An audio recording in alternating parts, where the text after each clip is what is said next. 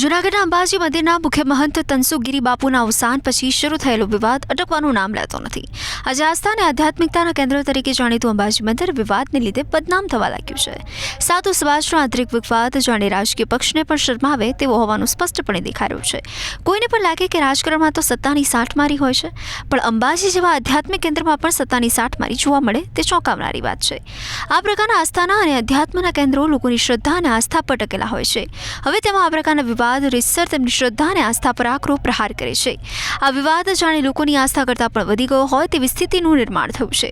આજે જૂનાગઢના ગિરનારના અંબાજી મંદિર અને ભીડભંજન મંદિરના ટ્રસ્ટી બનવા માટે રીતસરની હોડ લાગી છે। તેના મહંત કમ ટ્રસ્ટી બનવા માટે એક કે બે નહીં પણ 18 લોકોએ દાવેદારી નોંધાવી છે। આવું અગાઉ ક્યારેય નહોતું।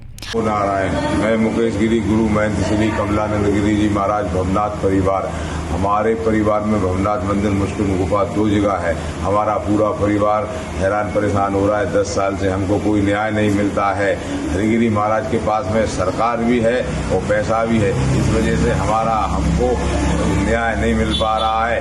और हमारा जो गुरु भाई राजूगिरी कर रहा है कि हम उसके साथ में पूर्ण रूप से बिल्कुल अपना भी वही लक्ष्य रहेगा जो गुरु भाई का है। गुरु भाई के साथ में हम सहदेश हैं।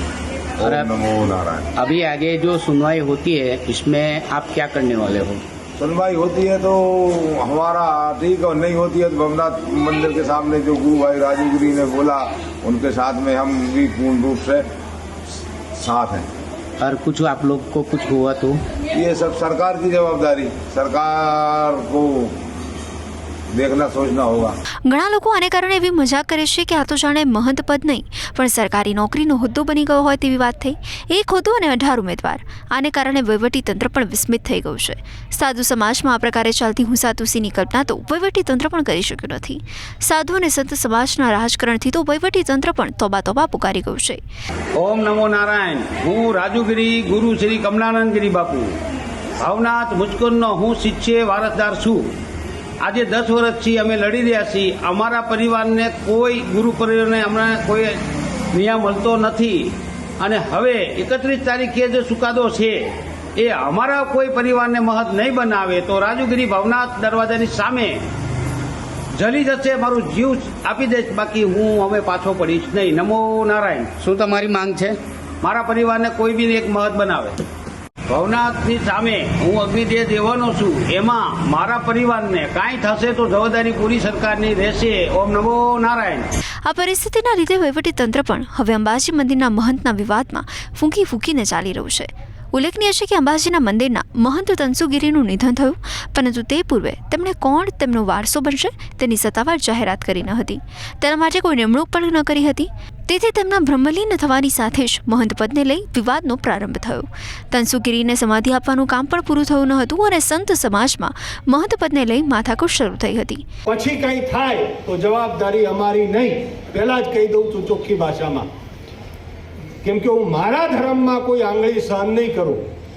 હું તમારા ધર્મનો બધાનો જે કોઈ ધર્મ હોય બધાનો સન્માન કરું છું, હૃદયથી કહું છું, બધાનો સન્માન કરું છું। વાત આ દેશની નથી, વાત આ શહેરની નથી। આ મેળો શહેરનો મેળો નથી, આ ધર્મનો મેળો છે સાહેબ। એટલે ધર્મની વાત આવે તો અમારો અધિકાર આવે, જેના અંદર અમે જન્મ લીધો છે, દીક્ષા લીધી છે, તો અમારો અધિકાર આવે, અમે કહી શકીએ છીએ। તો ઘણી વખત હું કહું છું કે કદાચ કોઈને ગાડી ઉપર, ઘોડા ઉપર અને એવું બધા નીકળવું હશે તો ટ્રેક્ટરો મંગાવો, બેલગાડી મંગાવો, અને બગી જો કોઈ લાવવા માગતા હશે તો પોતાના જવાબદારીથી લાવવી, પછી જેવી ગિરનારીની ઈચ્છા। બીજી વાત કે દર વખતે અમે આ મીટિંગ કરીને કલેક્ટરને પરિપત્ર આપીએ છીએ।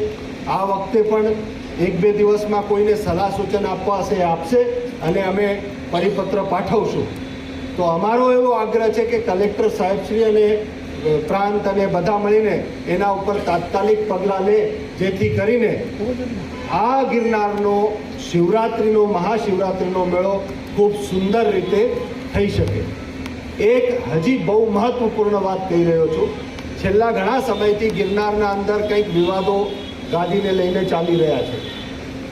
તો હું ફક્ત તકેદારીના ભાગરૂપે, કોઈ વ્યક્તિનું નામ નથી લેતો અત્યારે, કેમ કે મેં સંતોને પૂછ્યું નથી કે મારે આ વિષય ઉપર બોલવું છે કે નહીં, એટલે ટાઈમ નહોતો મળ્યો.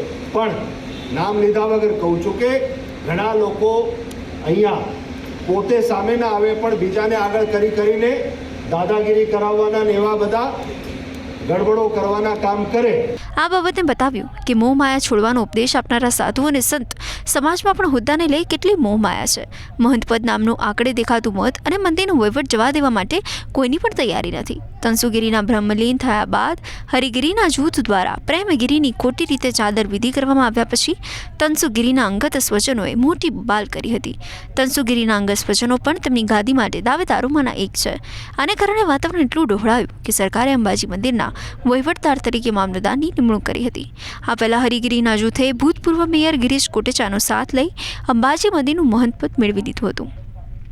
આને પગલે મહેશગીરીએ તેમની સામે રીતસરનો મોરચો ખોલ્યો હતો અને સતત હરિગીરી સામે આક્ષેપ કર્યા હતા. ગિરીશ કોટેચાની પણ ઝાટકણી કાઢી હતી. મહેશગીરીએ હરિગીરીને કૌભાંડી કહ્યા અને તે આગેવાન બન્યા પછી મંદિરમાં મુજરા થાય છે, ગાંજાનું મોટે પાયે સેવન થાય છે, તસ્કરી થાય છે. તેના જૂથના સાધુઓ ગાંજો પીને પડ્યા રહે છે, દાદાગીરી કરે છે. મહેશગીરીના સતત પ્રહારો રંગ લાવ્યા અને તેથી જ વહીવટદારે આપેલી મુદત પૂરી થવાને પગલે હરિગીરીએ પદ ખાલી કરવું પડ્યું હતું. તેના પછી હવે આ હોદ્દો ખાલી પડ્યો છે ને 1000 અફસાને જેવી સ્થિતિ છે. મહંતના પદ માટે 18 રાડચંડી દાવેદારીથી કહેવાય છે કે સંત સમાજમાં પણ બેકારી વધી ગઈ લાગે છે. નવા મહંત નક્કી કરવા તંત્ર દ્વારા ફોર્મ બહાર પાડવામાં આવ્યું. આ ફોર્મ 18 જણાએ ભર્યું. આના પરથી સમજાઈ આવે છે કે કેટલી મહંત પદને લઈને રસાખેંચ છે. તેથી હોદ્દાની માથાકૂટને લઈ એકલા રાજકીય પક્ષો બદનામ કરવામાં આવે છે. વાસ્તવમાં આવું ફક્ત રાજકારણમાં નથી, બધે જ છે. સંત સમાજ પણ જાણે રાજકારણથી અછૂતું નથી તેવી સ્થિતિ છે. આ હોદ્દા માટે દાવેદારી કરનારામાં જોઈએ તો જગતગુરુ વીરભદ્રનંદગીરી, મહામંડલેશ્વર સ્વામી ઋષિ ભારતીજી, ધવલગીરી નરેન્દ્રગીરી ગોસ્વામી, મલયગીરી તરુણગીરી ગોસ્વામી, કુંદનગીરી અર્જણગીરી, કાંતિગીરી અર્જણગીરી, મહંત મહેશગીરી અમૃતગીરીજી, અરવિંદ ભારતી ગુરુ ઇન્દ્ર ભારતી, કૈલાશાનંદગીરી ગુરુ મહેન્દ્રગીરી, સાધ્વી મનીષાનંદગીરી, દુષ્યંતગીરી કરણગીરી, થાણાપતિ બુદ્ધગીરી, મહેદાવનંદગીરી ગુરુ હરિગીરી, નાના પીર બાવા મહંત હેમાંશુગીરી, તેજસ રસિકભાઈ ભારતી, હર્ષગીરી નરેન્દ્રગીરી, હિરેન બટુભાઈ મહેતાનો સમાવેશ થાય છે. આ દાવેદારમાં ભવનાથના સાધુ સંતના અંગત વ્યક્તિ પણ દાવેદારી નોંધાવતા હવે મહંત કોણ બને છે તે જોવાનું મહત્વનું છે. મહંત પદ માટેના દાવેદારની આખી યાદી મામલતદાર પાસે જશે. મામલતદાર આખી યાદીની તલસ્પર્શી ચકાસણી કરશે. તેમાં બ્રહ્મલીન થયેલા મહંત તનસુગીરી સાથેના તેમના સંબંધ અને તેમના વિશેનો અભિપ્રાય ખાસ મહત્વનો ધરાવતો હશે. આ બંને વસ્તુઓ પાછી પ્રાંત અધિકારીને મોકલવામાં આવશે. પ્રાંત અધિકારી તેની વિગતવાર ચકાસણી કરી તે કલેક્ટરને મોકલશે અને કલેક્ટર પણ તેમાં બધું ચકાસીને જરૂર પડશે તો હિયરિંગ રાખશે. તેના પછી તનસુગીરી સાથેના ગુરુ શિષ્ય તરીકેના સંબંધને ધ્યાનમાં રાખીને અને ગુરુ શિષ્ય તરીકેની પરંપરાને આગળ ધપાવે તેવા હોદ્દેદારની ક્ષમતા ધ્યાનમાં રાખીને તેની નિમણૂક કરવામાં આવશે. હવે તંત્ર પણ આ મુદ્દે 100 ગણે પાણી પી રહ્યું છે. તે બતાવે છે કે આ વિવાદ કેટલો બધો અઘરો છે. તંત્ર એમાં કોઈ પણ કચાશ રહેવા દેવા માંગતું નથી. આમાં કંઈ પણ થયું તો માછલા તંત્રના માથે જ ધોવા એમ હોવાથી તંત્ર પણ સાવધ છે.